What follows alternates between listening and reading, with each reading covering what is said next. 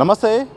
ఆంధ్రప్రదేశ్లో తిరుపతి లడ్డు సంబంధించిన అంశం అయితే మాత్రం ప్రధాన రాజకీయ అంశంగా కూడా మారిపోయింది. దీంతో చాలామంది భక్తులు కూడా ఆందోళన చెందుతున్నారు. ఇక రాజకీయాల మధ్య ఈ యొక్క అంశం కూడా చర్చకు దారితీస్తుంది. ఇదే సందర్భంలో ఏపీ సీఎం చంద్రబాబు నాయుడు గారు అయితే మాత్రం ఇక శ్రీశైలం లడ్డులో కూడా అప్పటి ప్రభుత్వం కూడా కల్తీ చేసిందని మాట్లాడడం, ఆ తర్వాత ఇక ఈ అంశానికి చాలా ప్రాధాన్యత కూడా వచ్చింది. జరుగుతున్న పరిణామాలపై మాట్లాడే ప్రయత్నం చేద్దాం. మనతో పాటు శివస్వామి గారు ఉన్నారు. వారి యొక్క అభిప్రాయం కూడా తెలుసుకుందాం. ఎంతో పవిత్రత లడ్డు అంటే ఈ లడ్డు సంబంధించిన అంశాల్లో ఇక రాజకీయ అంశం అయిపోయింది. గత ప్రభుత్వంపై ఇప్పటి కూటమి ప్రభుత్వం కూడా విమర్శలు చేస్తుంది. జరుగుతున్న అంశాలను ఎట్లా చూస్తారు?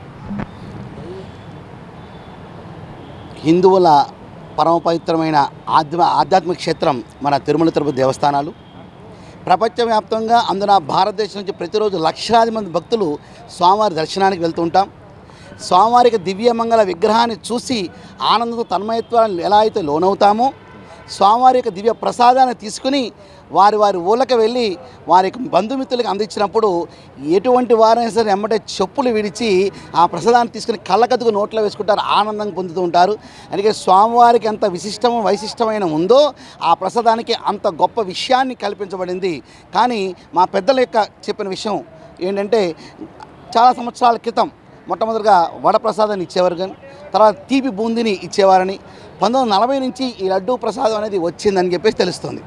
ఎలా అయితే స్వామివారి దగ్గర దర్శనం వెళ్ళంగానే పచ్చకర్పూరం వాసన గుబాలిస్తుందో, మా చిన్నప్పుడు లడ్డూని పట్టుకోగానే ఆవు నెయ్యి వాసనను చక్కగా పచ్చకర్పూరం వాసనతో చాలా రుచికరంగా ఉండేది. కానీ 2024 సెప్టెంబర్లో దిగ్భ్రాంతికరమైన విషయాన్ని మేము విన్నాం. ఏది? లడ్డూ ప్రసాదంలో కల్తీ కలిపిందని. ఆ తర్వాత అది సుప్రీంకోర్టుకు వెళ్తాము. సుప్రీంకోర్టు వారు సిట్ని ఏర్పాటు చేసి, మరి సిబిఐ డైరెక్టర్ గారి ఆధ్వర్యంలో ఏర్పాటు చేసి, ఇద్దరు సిబిఐ అధికారుల్ని, ఇద్దరు ఏపీ అధికారుల్ని, ఒకరిని ఇండియన్ స్టాండర్డ్ ఏదైతే ఫుడ్ వ్యవస్థ దానికి సంబంధించిన ఒక అధికారిని నియామకం చేసి ఒక నివేదిక ఇమ్మనగా 16 నెలలు గడిచిన తర్వాత వారు ప్రాథమిక నివేదన ఇచ్చారు. ఇక్కడ గమనించవలసిన విషయం ఏంటంటే, వారు చెప్పే నివేదికల యొక్క సారాంశం ఏంటంటే, దాంట్లో ఎటువంటి జంతువుల కొవ్వు కలవలేదు అన్నారు, అంతవరకు మాత్రమే. కానీ ఆవు నెయ్యి స్థానంలో ఏముందండి అక్కడ? అసలు ఆ విషయాన్ని వారు తెలియపరచలేదండి. ఎందుకంటే ఏ రసాయనాలు ఉపయోగించారు, ఏ పదార్థాన్ని కొన్నారు, ఏ దేశం నుంచి దిగుమతి చేసుకున్నారు, ఏ రాష్ట్రం నుంచి దిగుమతి చేసుకున్నారు, ఏ కంపెనీ నుంచి తీసుకున్నారు, దాన్ని ఎలా కలిపి విక్రయించారు అనే విషయం వారు ఇంకా తెలియపరచలేదండి. ఈ విషయం మీద మేము ముందుకు రావడం జరిగింది. రాజకీయ విషయాలు పక్కన పెడితే తిరుమల పవిత్రతని దెబ్బతీయకుండా ఉండటం కోసము హిందూ సమాజానికి భద్రత, భరోసా అనే విషయాన్ని, నిజాన్ని నిగ్గు చేసి చేయవలసిన విషయాన్ని ఇవ్వాలి. కాబట్టి ఇవాళ మేము ముందుకు రావడం జరిగిందండి. మేము చెప్పేది ఒకటే, ఎలా అయితే మాన్యశ్రీ ఆంధ్రప్రదేశ్ ముఖ్యమంత్రి వర్యులు మాన్యశ్రీ నారా చంద్రబాబు నాయుడు గారు కానివ్వండి, ఉప ముఖ్యమంత్రి వర్యులు పవన్ కళ్యాణ్ గారు కానివ్వండి, వారు నిష్పక్షపాతంగా ఈ వ్యవహారం మీద దృష్టి పెట్టి నిజాన్ని సమాజానికి ఇస్తాన్ని పూర్తి నమ్మకం మాకు ఉందండి. దానికోసం ఇప్పుడు ప్రభుత్వం ఏర్పాటు చేస్తున్న ఏకసభ్య కమిటీ ఏముందో దానికి పూర్తి మద్దతు మేము ఇస్తున్నాము.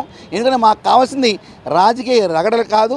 ఇటు అధికార ప్రభుత్వానికి కానీ ప్రతిపక్ష నాయకులకు కానీ మేము తెలియపరిచే విషయం ఒకటేనండి, దీన్ని ఇక్కడితో ఈ రగడని ఆపండి. మాకు కావాల్సింది నిజాన్ని నిగ్గు తేల్సిన అవసరం ఉంది. కాబట్టి ఇప్పుడు ఏకసభ్య నివేదిక కమిటీ వేస్తున్నారు కాబట్టి దానికి పూర్తి మద్దతు ఇస్తున్నాం. మీరు ఆ కమిటీని వేయండి. అలాగే దీంట్లో ఇన్ఫీల్డ్గా మారడం కోసం మేము కూడా ప్రభుత్వంతో సంప్రదింపులు జరుగుతున్నాం. దాంట్లో మేము కూడా ప్రవేశించి మరింత పారదర్శకంగా విషయాన్ని బయటికి రాబట్టి సమాజానికి అందజేయాల్సిన బాధ్యత ఉంది. ఎందువల్ల ఇలా అంటే మీరు అనొచ్చు, ఏమంటే ఇప్పుడు ప్రభుత్వాన్ని కొమ్ము కాస్తున్నారా అంటే, ఖచ్చితంగా కొమ్ము కాస్తున్నామని. ఎందుకంటే గత ప్రభుత్వం వారు మద్యాన్ని ఏరులై పారించారు. ఈ రాష్ట్రంలో ఆంధ్రప్రదేశ్లో మద్యాన్ని ఏరులై పారించారు. రకరకాల పేర్లతో, రకరకాల బ్రాండులతో ప్రతి ఇంట్లో కొండ పగలని రోజు లేదు, తగు రాని రోజు లేదండి. అటువంటి పరిస్థితులు వారు చేశారు.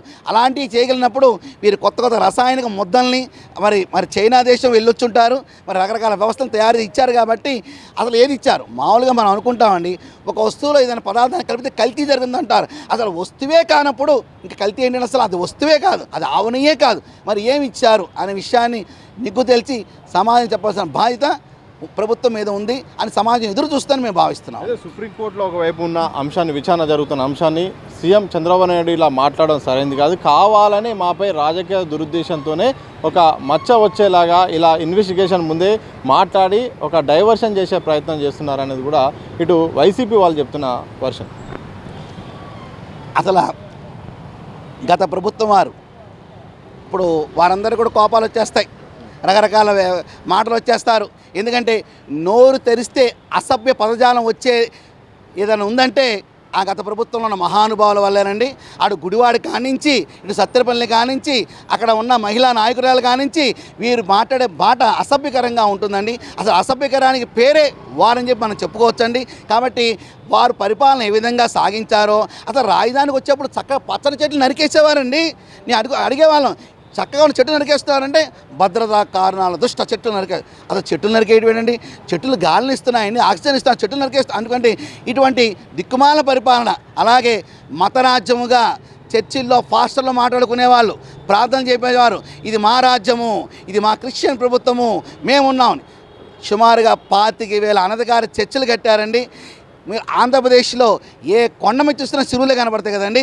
ఎవరిచ్చారు వాళ్ళకి ఆ ధైర్యాన్ని, ఎవరిచ్చారు ఆ పర్మిషన్ని, ఎవరిచ్చారు వారికి ఎలక్ట్రికల్ డిపార్ట్మెంట్ వాళ్ళ కరెంట్ని? నీకు తెలుసండి. కాబట్టి ఇటువంటి అనేక దారుణమైన విషయాలు గత ప్రభుత్వం నిర్వహించింది కాబట్టి మేము ఆ ప్రభుత్వానికి మద్దతు తెలపలేం, విశ్వసించలేం. సార్, చివరిగా చెప్పండి, హిందువుల మనోభావాలకు సంబంధించిన వ్యవహారం కొన్ని కోట్ల మంది కూడా ఆరాధిస్తారు, చాలా పవిత్రతో కూడిన అంశం. ఇలాంటి సందర్భంలో భవిష్యత్తులో ఇలాంటి ఘటనలు ఏ ప్రభుత్వాలున్నా రాకుండా ఉండాలంటే ఎలాంటి చర్యలు తీసుకుంటే హిందూ భక్తుల యొక్క దృష్టిలో పెట్టుకొని ఎట్లా ఆలోచించాల్సిన అవసరం ఉంటుంది, ఎలాంటి పాలసీలు రావాల్సిన అవసరం ఉంటుంది? ఒక హిందూ సమాజం అని కాదండి, మీరు అడిగిన ప్రశ్న ఎవరు భారతదేశానికి వర్తిస్తుంది. ఏదైతే మనకి రాజ్యాంగంలో 3 విషయాలు, ఇక్కడ మన కొంతమంది కోపాలు వచ్చేస్తాయండి. ఎందుకంటే ఇప్పుడు ప్రస్తుతం ఈ ప్రపంచంలో వాస్తవం కాదండి, పొద్దున్నే అబద్ధాలతో లెగవాలి, అబద్ధాలతో రోజు ముగించాలి. అలాగే ప్రతి ఒక్కరు కూడా వాక్స్వాతంత్రం ఉంది కాబట్టి ఏదైనా తప్పులు ఒప్పులుగా చెప్పడానికి ప్రయత్నం జరుగుతున్నాయండి. అసలు అల్పసంఖ్యాక వర్గాలనే పదాన్ని రాజ్యాంగం తీసేయాలి, రిజర్వేషన్ రాజ్యాంగం నుంచి తీసేయాలి. అలాగే వక్ఫ్ ఆస్తులు అంటూ ఎక్కడ ఆస్తి కనపడితే అక్కడ బోర్డులు పెట్టేసి దుర్మార్గంగా ఆస్తులు పెంచుకుంటున్న వ్యవస్థలు ఉన్నాయి కాబట్టి మైనార్టీ అనే వ్యవస్థని తీసేయాలి.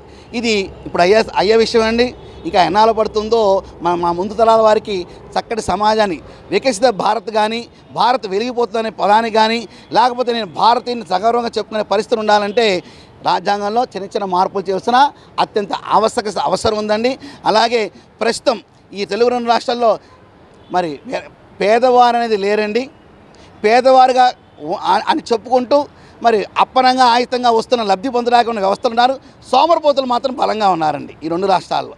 కాబట్టి వ్యవస్థలో ఉచితాలనే విషయం మానేసి చక్కగా విద్యని సరళీకృతం చేయండి, వైద్యాన్ని సరళీకృతం చేయండి, భగవంతుడి యొక్క వివాదాలు పక్కన పెట్టి మానవత్వం, కనీసం మానవత్వంతో మెలిగే స్థాయికి వ్యవస్థ మారినప్పుడు మతాల మధ్య గొడవలు ఉన్నవండి, కులాల మధ్య గొడవలు ఉన్నవండి, వ్యక్తి వికాసం జరుగుద్ది, శీల నిర్మాణం జరుగుద్ది, ఆదర్శ మానవ జీవన విధాన విలువలు పెరుగుతాయండి. అది ఏ సమాజంలో అయినా, ఏ మతంలో అయినా సరే అది మారినప్పుడు వ్యవస్థ ప్రక్షాళన జరిగి మంచి భారతావనిని, ప్రపంచంలో గురుస్థానంలో భారతదేశాన్ని మనం చూడొచ్చండి. మొత్తంగా ఇది శివస్వామి గారు ప్రధానంగా చెప్తుంది. లడ్డు విషయంలో మాత్రం కొన్ని కోట్లాది మంది భక్తుల మనోభావాలను దృష్టిలో పెట్టుకొని రాష్ట్ర ప్రభుత్వం కూడా విచారణ చేయాల్సిన అవసరం ఉంది. తప్పకుండా మేమంతా కూడా ప్రభుత్వాన్ని సహకరిస్తాం. అయితే ప్రభుత్వాలు ఎప్పుడైనా కానీ భక్తుల గురించి ఆలోచించాల్సిన అవసరం ఉంటుంది, ధర్మాన్ని గురించి ఆలోచించాల్సిన అవసరం ఉంటుంది. గత ప్రభుత్వం అయితే మాత్రం తీరు సరిగ్గా వ్యవహరించలేదు. ఇప్పటికైనా ఇక సరైన విచారణ జరిగి భవిష్యత్తులో ఇలాంటి సంఘటనలు జరగకుండా హిందూ ధర్మ రక్షణకు పాటుపడాలని కూడా శివస్వామి గారు చెప్తున్న సందర్భం కనిపిస్తుంది. కెనప సమాసంతో సద్ది దిశ టీవీ, హైదరాబాద్.